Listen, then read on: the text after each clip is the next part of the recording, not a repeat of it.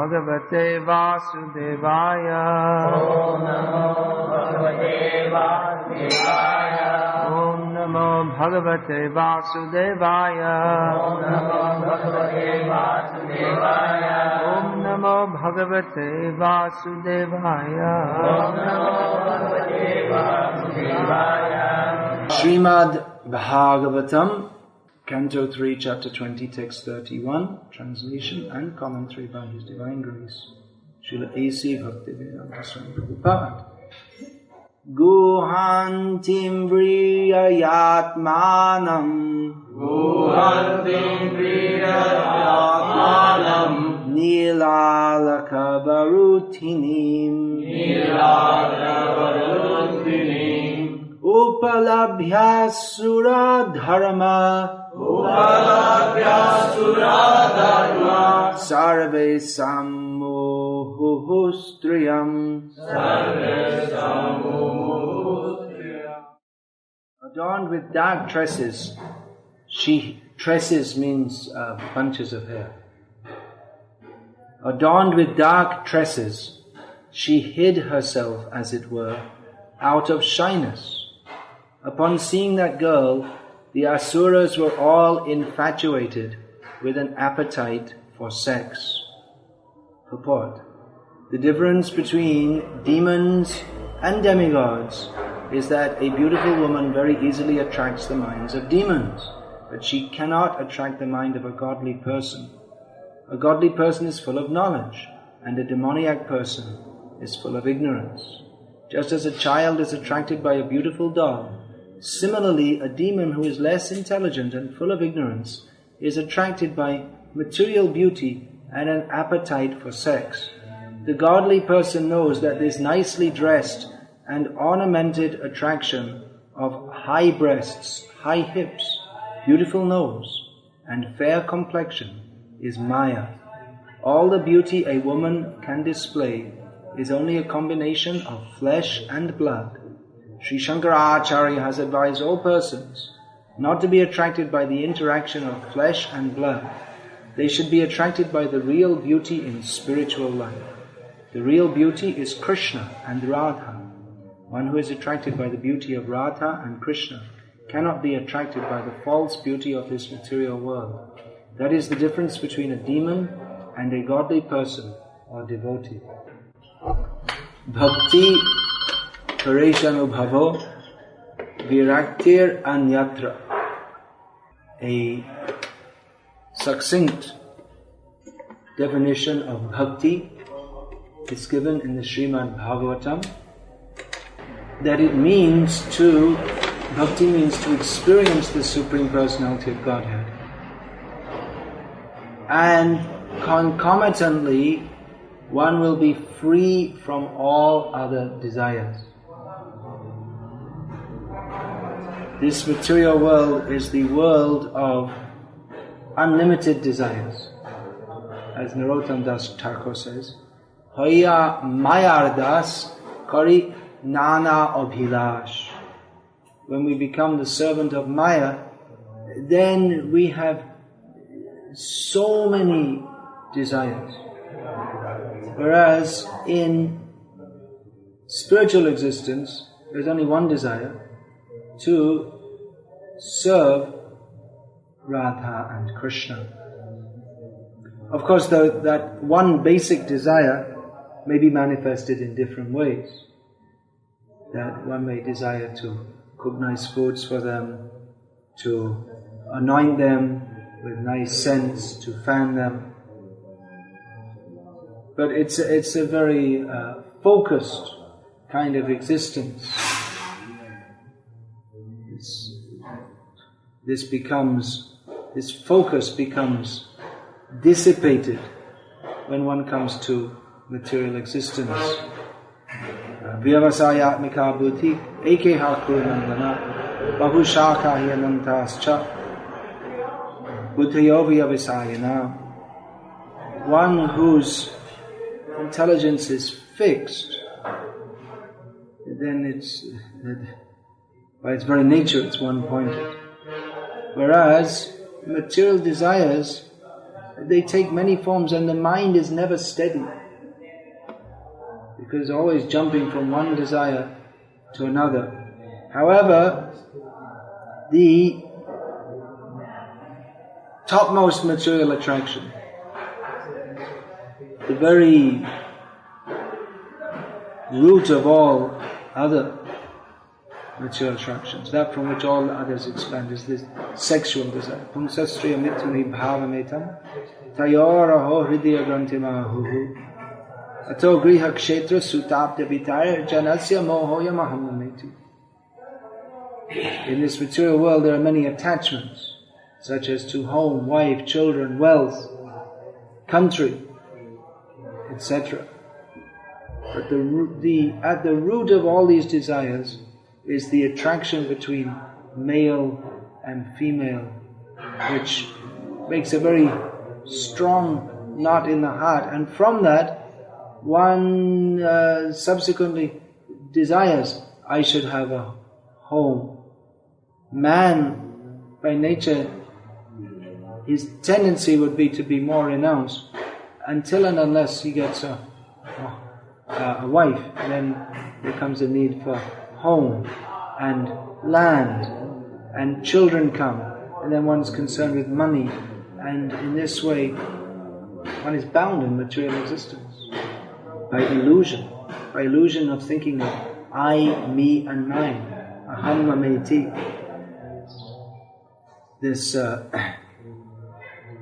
anytime we can ask in a public group, we ask that, or we can state, I just did this on Sunday evening in Mangalore, that when one becomes married, one marries for the sake of happiness. But actually as soon as one is married, or even just as one is arranging, or as one is entering into it, then immediately all his anxieties increase.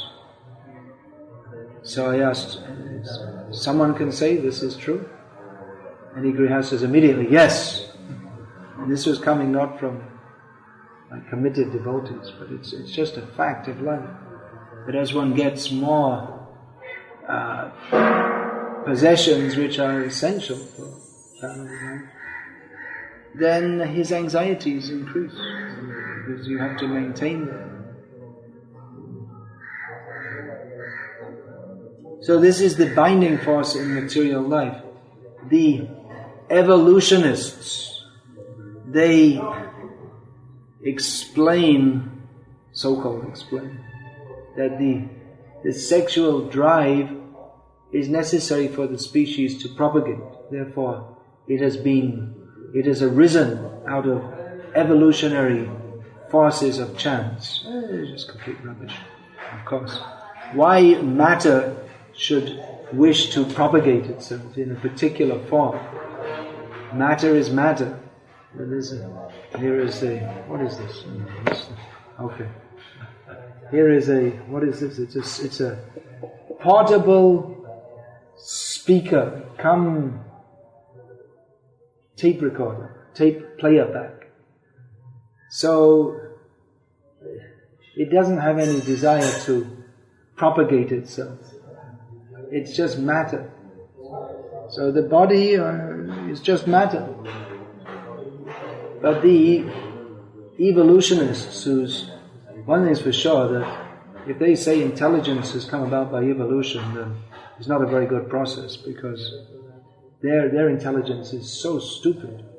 Just saying, they think that the species they wish to, it's come about by natural selection, that the species wish to propagate themselves. But why would matter want to propagate itself in any particular form? It's such a stupid theory.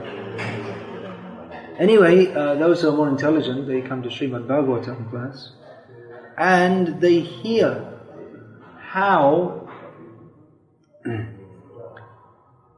it is not matter that has the desire to propagate, but this desire comes from the soul. Matter does not have desire. Desire is a symptom of consciousness. And consciousness is not a symptom of matter.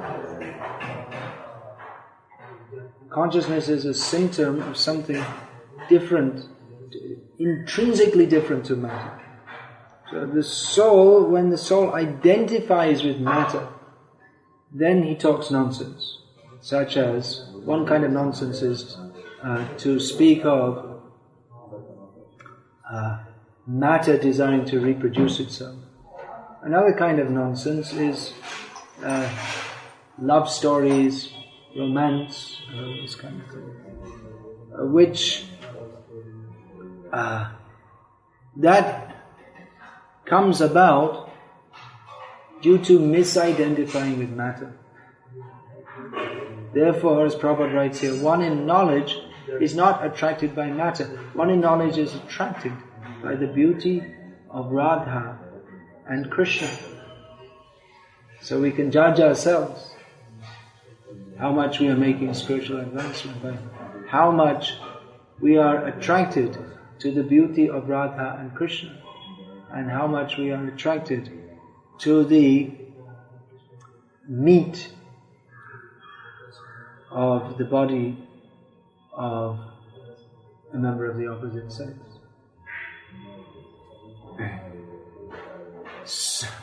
By the arrangement of Maya, the sexual desire in man, in the male form and in the female form, in human species, it works in a different way. That a man is strong lust for the body of a woman, but the woman's desire is more calculated. What comes after that?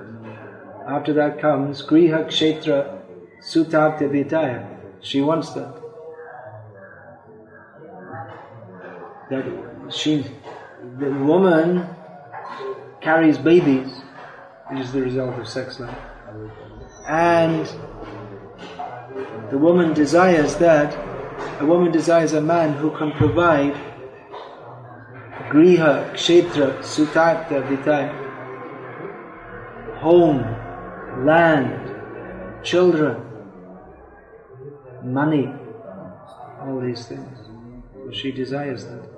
That's why we'll find that women, they may not be so much desirous of marrying a man with a big strong body.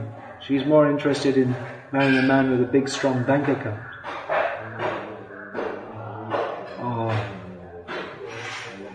Or a man who can control others, even if he's not physically very strong, but if he has some position of power, and women tend to be attracted to that.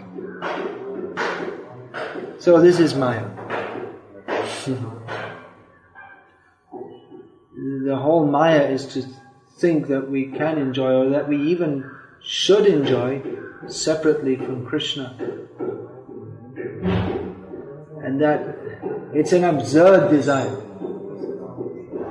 For the soul, it is absurd to even think that he can or should or has any right to enjoy separately from Krishna. And he is rewarded, the spirit soul is rewarded for his absurdity by being attracted to the bodies of others, which is absurd. Because it's only meat. Body is meat. Actually, it's Prabhupada analyzed. We're not Mangsavikara, Shankaracharya says. It is simply a transformation of meat. But the attraction, as Prabhupada noted, actually the attraction is toward the soul, not exactly towards the body. Because if we take the beautiful body of a woman, however beautiful, and if that body happens to die, then no one will be attracted towards the same body, which is still as beautiful. Of course, there are, in the modern age, it's very common that there are varieties of sexual perverts, and it's quite possible that some are attracted to having sex with dead bodies. There's even a word for that, which I can't, in English, which I can't remember, for people who are attracted to having sex with dead bodies. But in general, people are not attracted by dead bodies. They're repulsed by them. They find it something horrible. The same body which people are feeling very attracted to, if that body, if the soul leaves the body, if it dies, then what was so attractive 5 minutes before, even if it doesn't die, even if the body doesn't die in an accident, so there's blood everywhere, but even externally looks as attractive as, or as externally looks as should look as attractive as previously. Everything's all intact, but it's no longer attractive. So the attraction is towards the soul. Of course, generally, unless one's again a pervert, then a man will be attracted to young, beautiful bodies of women's bodies that will be formed in a particular way. He won't be attracted to the 80-year-old body of a woman, unless again he's some kind of pervert. Actually, it's all perverted. We say sexual perversion, but it's all perverted. The desire to enjoy anybody is a perverted desire, because the real desire should be not even to attempt enjoyment, but to simply serve Krishna and to act in such a way that facilitates the enjoyment of Krishna, Radha. Any other desire but that is perverted. This argument is sometimes used by perverts to say that, well, sex, it's all the same. Whether it's homosex or heterosex, it's all sex. So what's the difference? The difference is that one is sanctioned by Shastra, because within that situation, sex, dhamma viruddho bhutosmi, dhamma viruddho kamosmi. What is that? Dhamma viruddho kamosmi. Then? Okay.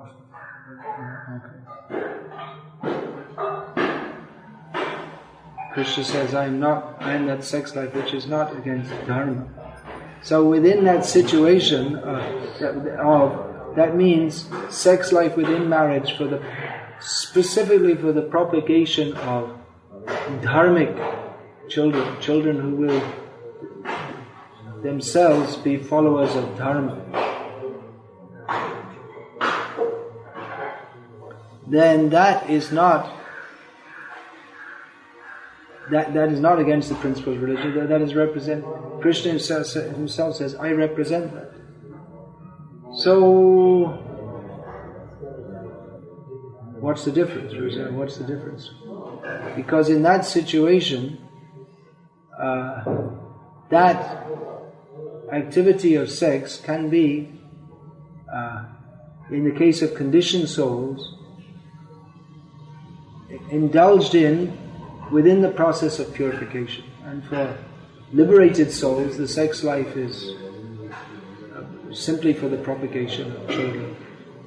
Or for highly elevated souls, like the Prajapatis, they beget children on the order of Narayana for filling the universe. Whereas sex is simply indulged in wholly and solely for the sake of bodily enjoyment, whether it's heterosexual or homosexual or whatever it may be, that binds one very deeply in material life. It is sinful activity. And because homosex has no function whatsoever within it has no function for producing children, then it is perverted. It is solely for the sake of sexual enjoyment. And even if we say, well, what about those who are having sex within marriage or outside of marriage, man and woman, well, still it's not considered as perverted as homosex, because that can be adopted to dharmic principles, whereas homosex can never be adopted to religious principles. At the present time, there's a movement on the fringes of ISKCON to let homosexuality be allowed or recognized within Vaishnava society, but that cannot be, because it is not allowed according to the principles of Shastra. If one has such a tendency, he may be a devotee and chant Hare Krishna, but if he indulges in that tendency, it immediately becomes extremely sinful.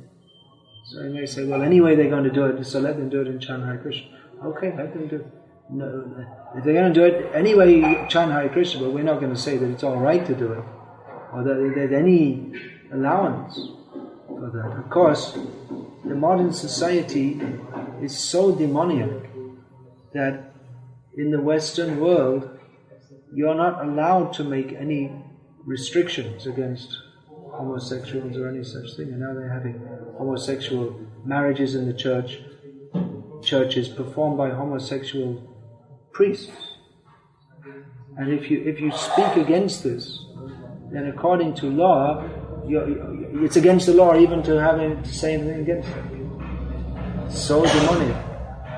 And you might be laughing, but it will come to India soon probably, because they're importing everything demoniac. This is all based on ignorance of what is the soul and what is the body. If we don't know what is the soul and what is the body and what is the difference, and we emphasize sense gratification as the only goal of life, then it must come to this, because sex life is not satisfying. And therefore people desire, let's try another way. Or they find that, well, it's mostly men get on better with men and women get on better with women. They have very different kind of temperament. So although in the modern age not only in the modern age, but in general they say, oh, the perfect life partner for me, that will be perfect. I'll find a woman who will be the perfect match for me, and we love to do everything together. But actually men and women, they're so different that it's very difficult to find any. Men have never understood women, and women have never understood men, because they have such a different way of thinking, and they don't really get on that well together. So in Vedic society, they regulate this by restricting association between men and women, and on very strict rules also. It's not only to one major reason for that is so that if men and women mix together all the time, then they're more prone to have sex, and then they fall down into totally material consciousness. It's also not good, because if there's excessive sex life, then the children produced are all useless, and they're physically and mentally useless. Anyone who's breeding animals knows that. But if you let the bulls mix with the cows unrestrictedly, then the calves produced are just useless. It's the same with anything. When you're breeding pigeons or dogs or whatever it is, you have to restrict. Otherwise, the offspring will be physically and mentally degraded. So that's one reason that in Vedic society mixing of men and women is restricted. Another reason is if they mix all the time, then it just becomes intolerable. That if you're just living with each other all the time, and the idea that we'll live together and we'll be perfect friends, it just doesn't work. And that's one reason, one of the many reasons why nowadays husbands and wives, they quarrel so much.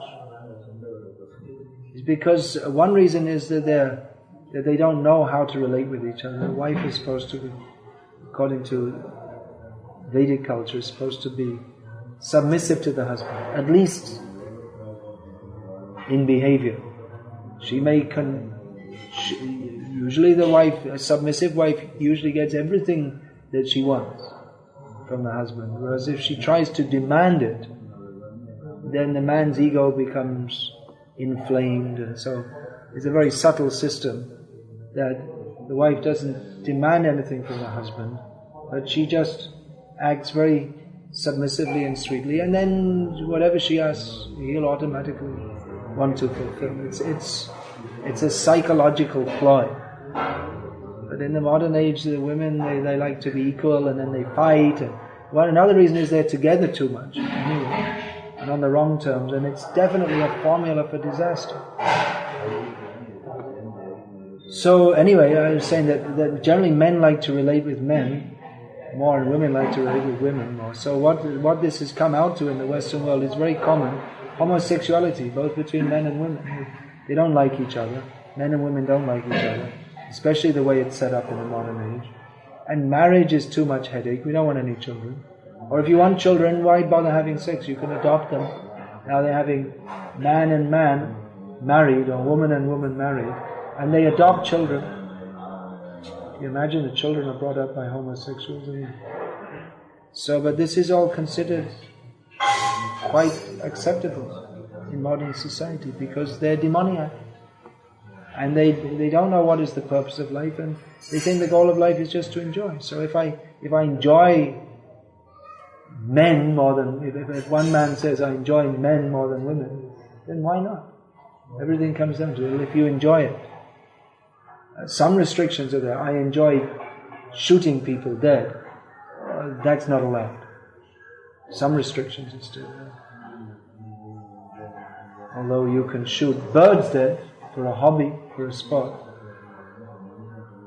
There's a big uproar going on for the last several years in Britain that they're trying to stop the traditional hobby of hunting.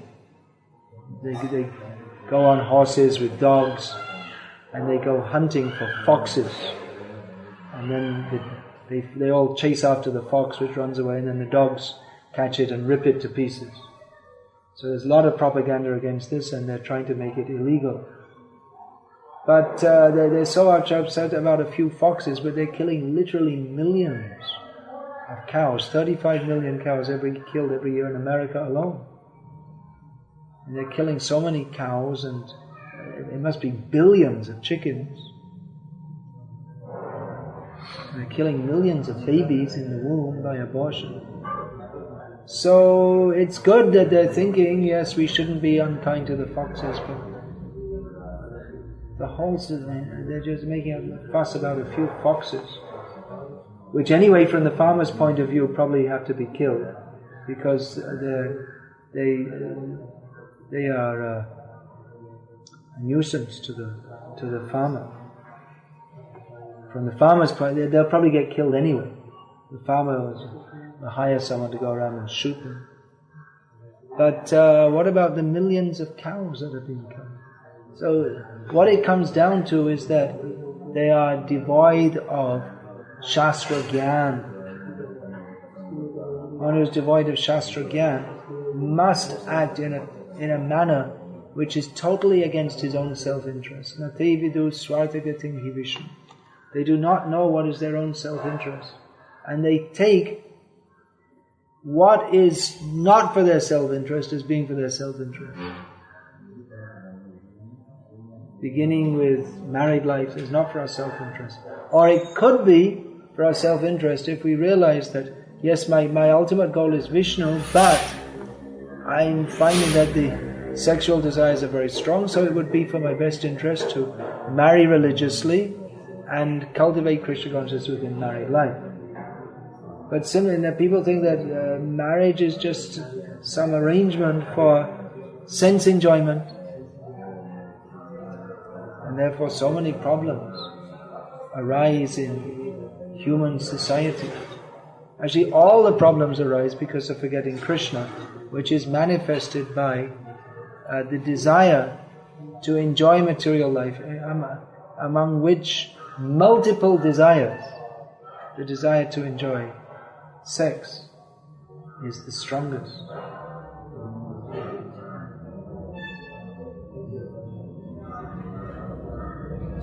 So it's good to discuss these things philosophically. Sometimes I'm asked to give classes to brahmacharis, and they think the brahmachari class means you make all jokes about how stupid women are or something like this. But that's not the way. That's not the way. Of course, it is absurd. But the desire to enjoy the bodies of others is absurd. And we can make jokes, but it's not that, we're so much better and women are stupid. Or this kind of attitude, one will not be able to maintain brahmacharya. Should understand very deeply what is the philosophical underpinning of the desire to remain unmarried. If it's just some kind of, women are stupid, one will not be able to maintain brahmacharya by such an attitude. By humility, one can do so. By respecting our mothers, we can do so. Seeing all women as mother by this learned outlook, shastric outlook. Matrivat paradareshu. How many times did Prabhupada say this is the symptom of a learned person? Not MSc, PhD, not even Shastri. He knows so many Shastras. But Matrivat paradareshu. What's the next one? Paradraveshu loshtavat. Then Atmavat sarvabhuteshu yapashyati sapandita. One who sees every woman except his wife as mother, even small girl. One should address mother. Nowadays they don't like, why are you calling me mother? Because they want to be playgirls. They've been so badly programmed by modern society. Matrivat paradareshu paradravyeshu loshtavat. It's someone else's property. It's not mine, so we should consider it as insignificant as, from my point of view, it's like garbage or some rock or something like this. It's not, we don't start to desire, I should enjoy that.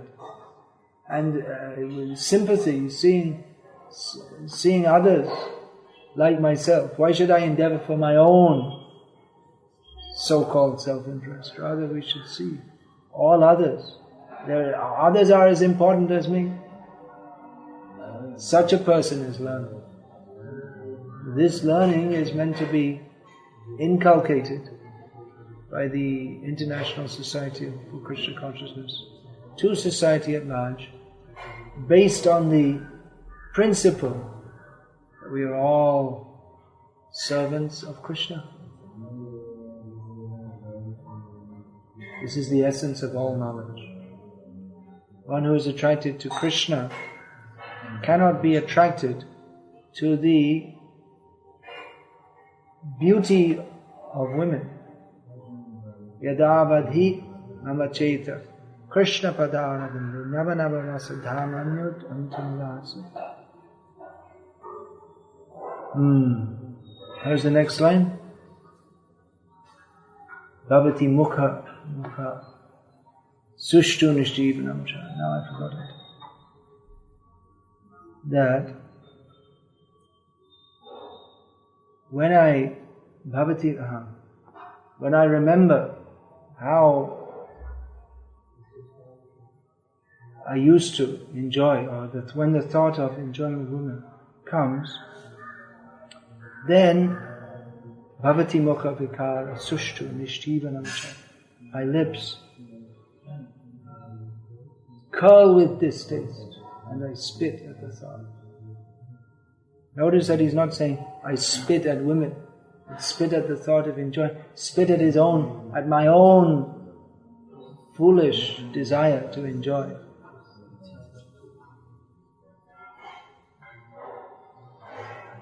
One should be attracted by the beauty of Radha and Krishna. So that's important also. We should cultivate. Krishna consciousness doesn't mean only negating material enjoyment, but it means also appreciating the beauty of Radha and Krishna. We should know what is our prayojan, what is our real goal of life. The real goal of life is to Madhura Brinda Bipina Madhuri Prabesha Chaturisha, to enter into the beautiful pleasure groves of Vrindavan to serve Radha and Krishna there. If we don't cultivate this sense, then we may become a little dry, like the Mayavadis, who only speak of how miserable and this material world is, how it's all illusion. It's illusion, but what is reality? Reality is service to Radha and Krishna in Vrindavan. On the other hand, if we only speak of Radha and Krishna in Vrindavan, but don't cultivate a sense of how this material world is, or the desire to enjoy this material world is illusory, then we won't get that strong determination to properly serve Radha and Krishna. We won't discriminate properly between what is the service of Radha and Krishna and what is the service of our senses.